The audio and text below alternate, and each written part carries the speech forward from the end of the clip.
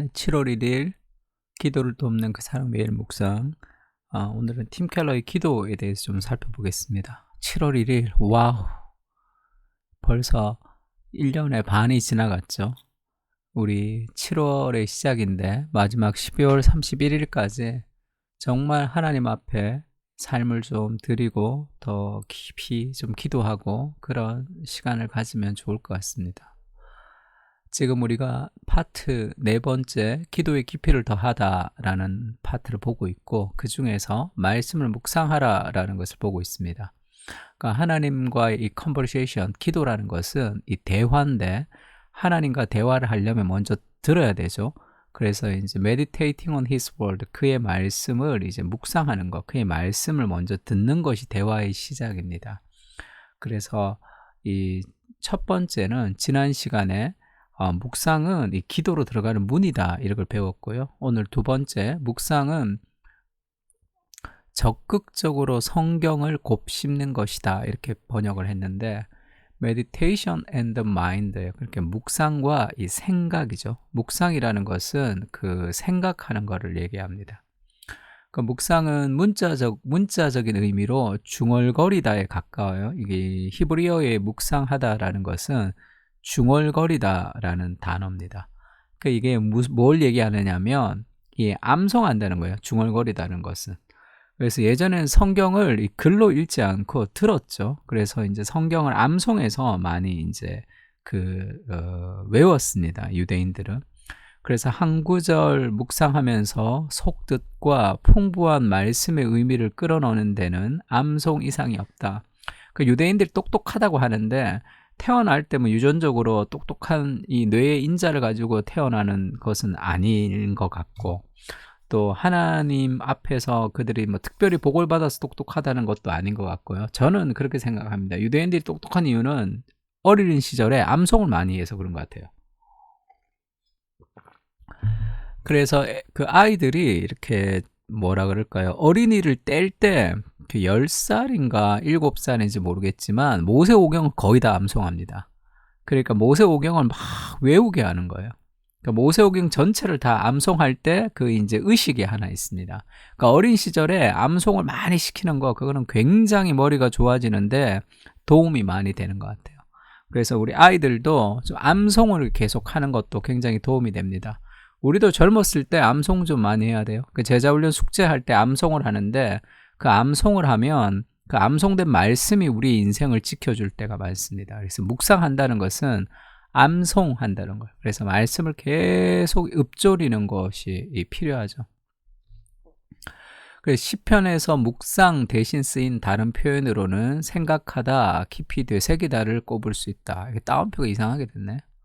묵상에는 고도의 정신 집중이 필요하다. 그러니까 묵상은 이 생각, 마인드가 필요한 거죠.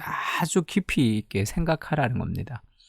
묵상하다는 의미는 이미 성경의 뜻을 파악했다는 의미다. 뭔 말인지 알아야지 생각할 수 있는 거죠. 무슨 말인지 모르는데 어떻게 묵상할 수 있는가.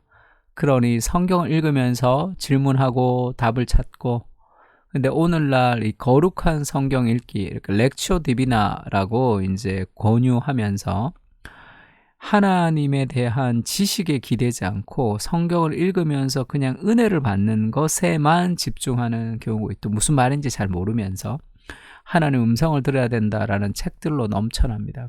그게 이제 좀 잘못된 렉처 디비나의 어떤 그런 한 형태인데, 묵상은 이성적인 생각을 버리고 마음을 비우는 작업이 아니라 말씀의 뜻을 분명히 이해하고 적용시키는 과정입니다. 그러니까 명상하고는 달라요. 명상은 무념무상의 상태로 이르는 무의의 경지를 추구하는데, 그거는 하나님을 아는 게 아니라 스스로 신이 되려는 행위 같은 거죠. 인간의 마음은 그냥 없어질 수가 없습니다. 무의가 아무 생각도 안 하는 상태라는 게 존재하지 않는 거죠. 지금 아무 생각도 하지 마세요. 그럼 아무 생각하지 않을 수 있나요?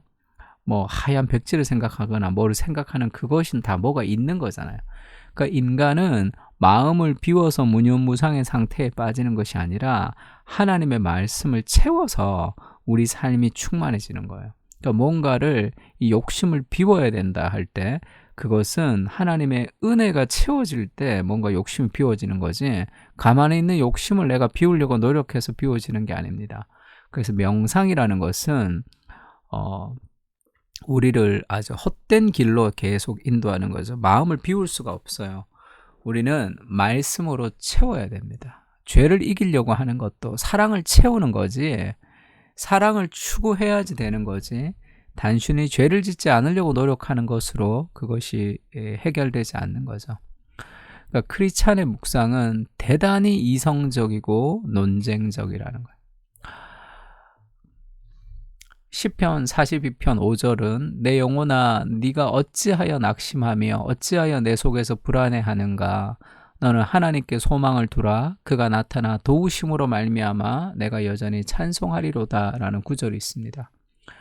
이 다윗이 말 그대로 자기 마음을 붙들고 한판 씨름을 벌이고 있는 거죠.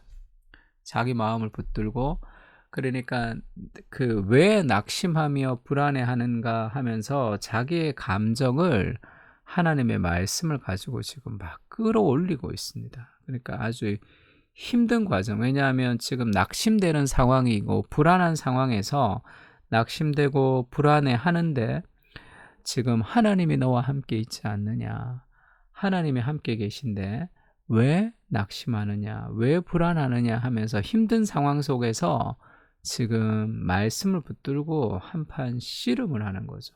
아주 힘들게 씨름하고 있습니다. 그래서 지금 이 팀 켈러가 이 묵상에 대해서 그렇게 쓴 거죠.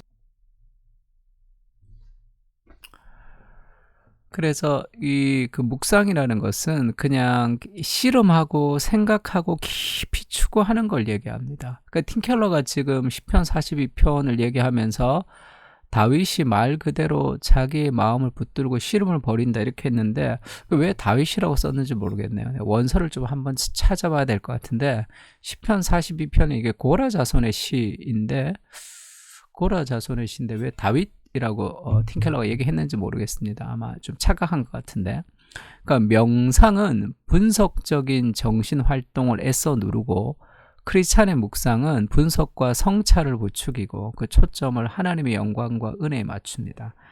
그러니까 내 감정과 내 상황에 휩쓸리지 말고 말씀을 기준으로 붙들고 씨름을 하는 게 그게 묵상이에요. 아주 힘든 고도의 작업이라고 할 수 있습니다.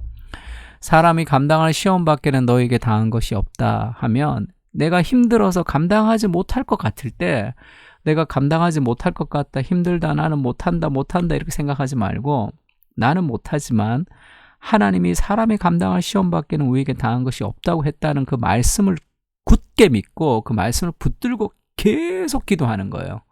온 생각을 그 말씀에 계속 집중해서 그 말씀이 하나님이 내게 주시는 음성처럼 그 말씀과의 씨름을 벌이는 겁니다. 그러면서 감정이 따라가는 거예요. 그것이 크리스찬의 묵상이라고 할 수 있습니다. 로마서 8장 18절에 보면 생각하건대 라는 표현이 있죠. 현재의 고난은 장차 우리에게 나타날 영광과 비교할 수 없도다.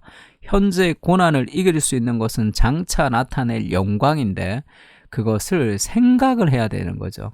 생각하건대 할 때 이 쓰였던 이 생각에 대한 단어는 영어 성경에 보면 이 consider 이렇게 번역된 단어도 있는데, 이거는 think, consider 같은 번역이라기보다 이 로기조마이라는 이 단어는 그 계산하다라는 의미가 있습니다. 회계하다라는 의미가 있어요. 돈 계산하다는 의미가 있습니다. 그러니까 이 생각하건대라는 것은 산수 문제 풀듯이 돈 계산하듯이 아주 이렇게 수학 문제 풀듯이 그렇게 생각하라는 거예요. 그러니까 인생의 고난 속에서 장차 영광과 비교하려면 깊이 그렇게 생각을 몰두하라는 겁니다. 그게 묵상이에요, 묵상.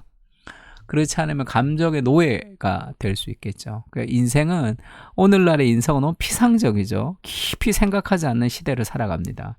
그리고 우리가 하나님의 말씀을 좀 깊이 묵상하는 그 씨름이 좀 필요해요.